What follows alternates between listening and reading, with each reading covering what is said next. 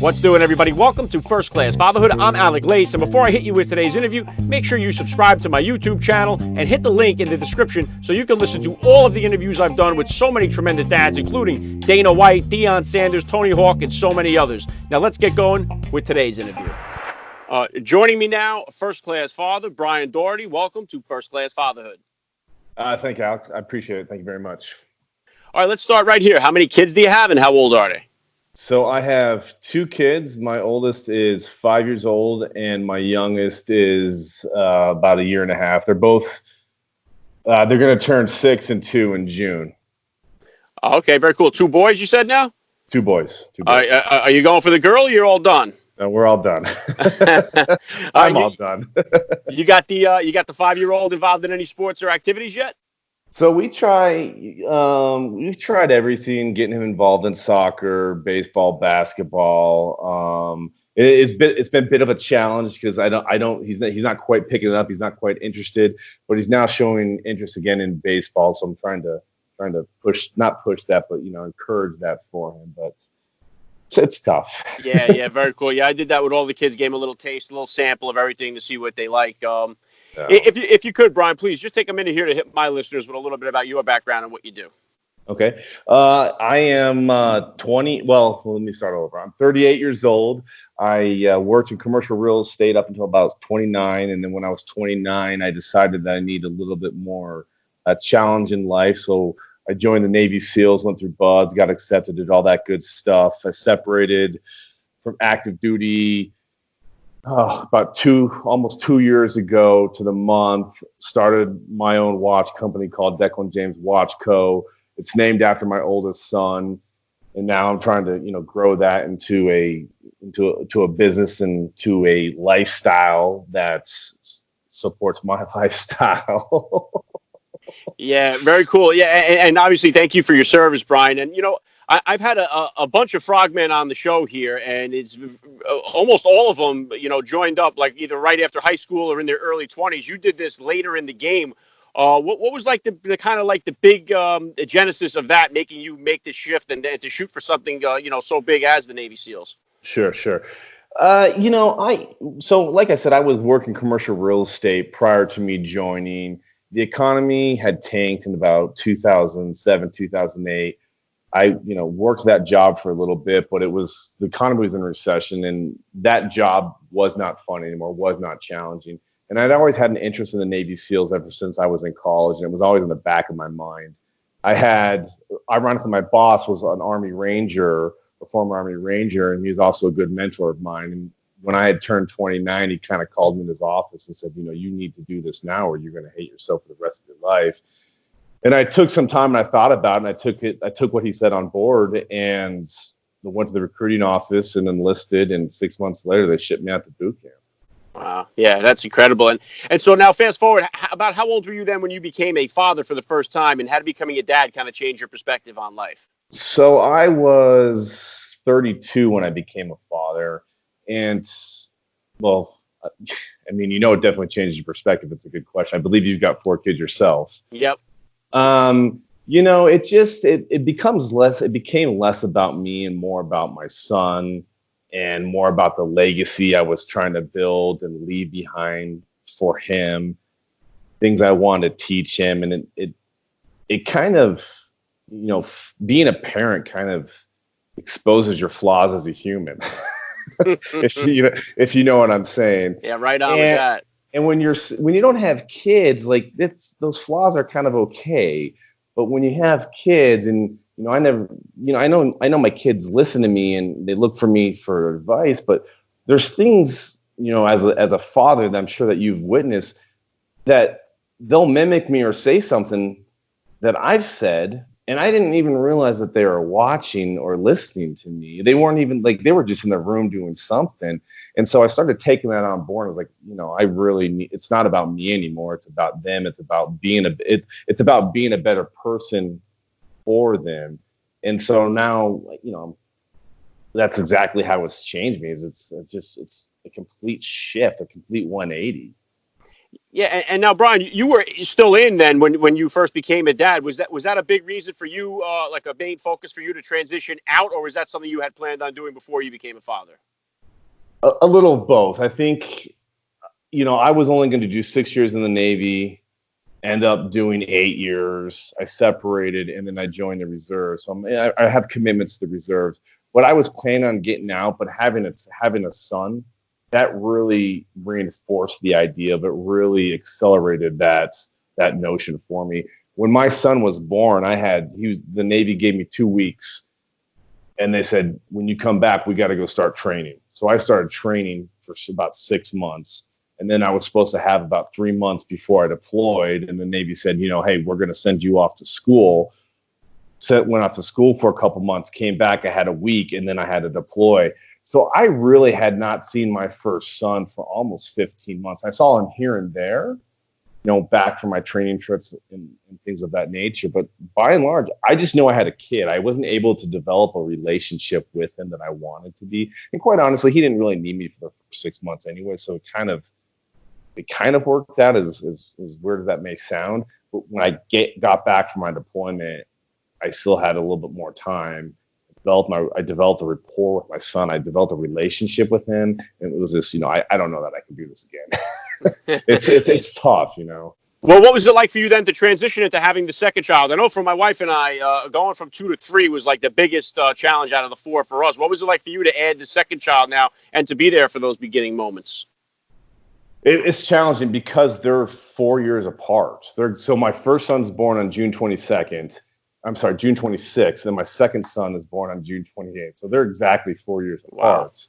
Wow. And how old are your kids? How old is your oldest? My oldest is 13. Right now, mine are 13, 12, 9, and 5. So our first two were like Irish twins. They were like 15 months apart. Okay, so then you can relate to your youngest and your oldest. Essentially, their needs are so far apart. That's what makes it challenging. At least for my oldest and my youngest, their needs they're completely different directions. That's the challenging part. The other day I was looking at my oldest son on the couch and I'm like, man, you're huge. Like I remember the days when you were my youngest son, his name is Nolan. I remember those days when you were him. And I feel somewhat fortunate now as I'm able to get a little bit of perspective. Like I get to kind of relive that stuff, and I get to relive the first 15 months. I get to experience that. But it's challenging. Kids are challenging nonetheless. Yeah, and that's just what you said there is 100% what happened with us, because our two weren't old enough yet to quite do everything independently on their own, but they had different needs. Then bringing in the newborn was, that really was like that whole year felt like one day. Really for us. So it was a tough one. Now, listen, you were a BUDS instructor. Yes. Obviously, that requires a lot of discipline that you dish out. What type of disciplinarian are you so far as a dad here? Are you a spanker, timeout guy, or is it different than the discipline you grew up with? So the discipline that I grew up with, I had two older brothers, and I'm the youngest of three. And so my parents, I think they kind of just left me alone. They're like, he'll be okay. So that's kind of like how I lived my life, is I'm just going to kind of do what I want to do and I'll be okay. From a BUDS instructor, having that discipline, I would say I'm a pushover. I'm the one out of the two parents that hooks my son up. I'm like, all right, let me talk to your mom. I'll work this over. I'll make it go. I'll make it go where we'll work this a little bit. There are times I'm like, man, I need to start treating you like a BUDS student and getting a little bit more compliance from you. But it is what it is. And at the end of the day, I'm proud of my son. I'm proud of what he does. It's just challenging. Yeah, very cool. And moving over to your now, you're an entrepreneur now. You started up the watch company, the Declan James Watch Company. What was the genesis of that? Did you always have this entrepreneurial spirit in you, or is that something that hit you later on in life? And what was the beginning of the company like for you? Sure. I think I've always had the entrepreneur spirit, as most young kids do, mowing lawns and, trying to start your own business. And I mowed lawns when I was young. I started a business painting addresses on curbs. And that was probably my first failure as a business. It didn't go anywhere. I didn't make any money. And then I kind of let that go, joined the Navy, and I started to, well, they kind of teach you to be self-sufficient. So I started working with my hands again. I was fabricating stuff for military vehicles. I was building stuff. You got to be self-sufficient. You got to learn to do with what you got in the middle of nowhere and be successful at it, whatever it is. Things break. I ended up sewing a lot. never in a million years, I think, as a Navy SEAL, I would sew. But like I did it quite a bit, actually.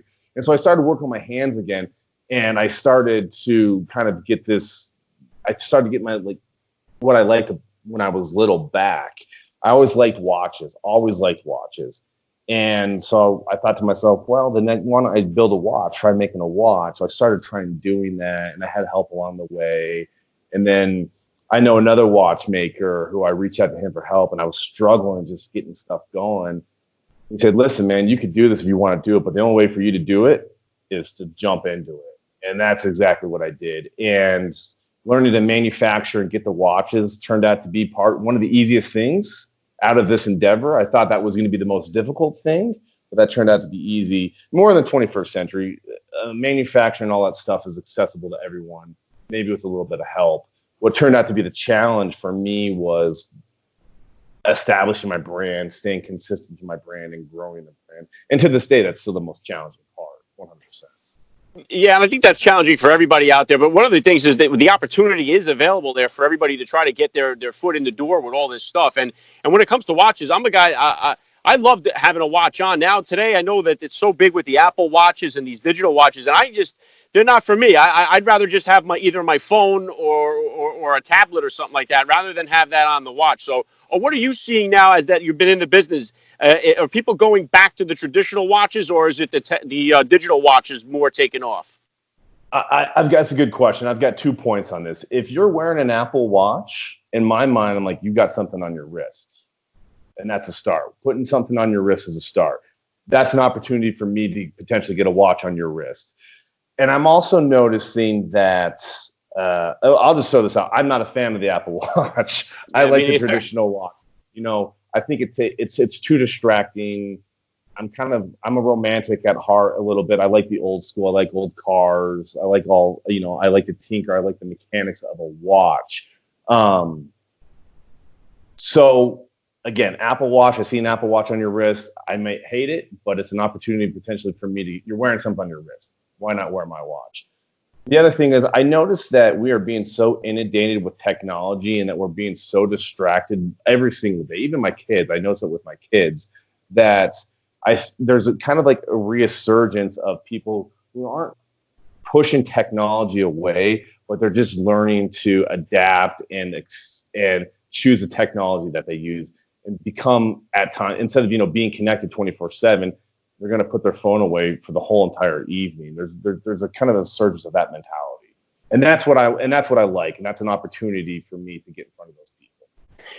Yeah, and Brian, I mean, I'm a mechanic by trade myself, and I kind of miss the old mechanical driven, as far as like a fuel pump on a car used to be mechanically driven and stuff. Now everything today is all electronically done, and it's I really do wish we could get back into more of the mechanically driven stuff. Just even like the watches, I enjoy a mechanical watch. I think there's definitely something to it. Now, what has it been like for you as far as being an entrepreneur while being a dad? What are some of the challenges of you for that? Oh. Time.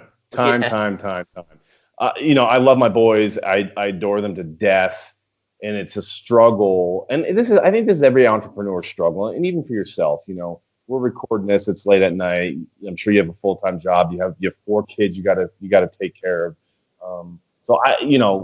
It's the competition for time and finding that balance and saying, all right, I need to do this. I'm doing this for the greater good of you and the family. But again, they don't necessarily understand that. And so, it's a struggle. I'm up late at night and up early in the morning, and it is what it is. And, And what made you decide to go with the name, to name it after your son, the watch company? Was there other options on the table, or that was the way you were going to go with it right from the start? Well, when I dove in this about 2 years ago, I was researching names, and every time I was like, this is it. I'd be driving like, that's the name. I love it. I'd get home, I'd research it, and that name in some fashion was taken. Then I started looking at the watch industry, and a lot of these well-known brands are named after the founder of the watch company. And, Brian Dougherty just doesn't have quite the ring to it or quite the sweet sound to it that Declan James does. And I started this company because I like watches, but I started it for him because I want to build a tradition. I want to start a legacy, and I want to pass something on to him. And I thought, eventually someday you're going to take this over. I hope you are. If you're not, that's okay. But someday my hope is that you take this over and this will be your company. This will be for you. Yeah, that's awesome. I love the vision, Brian. And I'm going to include a link in the description of this podcast episode so my listeners can tap the link, get on over there and check them out. Absolutely. Last thing I want to hit you with here, Brian. I love to ask all the dads that I get on the podcast, what type of advice do you have for the new dad or for that about to be father who's out there listening? My advice would be everything's going to be okay. At the end of the day, everything's going to be okay. At the end of the day, everything works out in one form or another. And with that said, my number 2 advice would be consistency.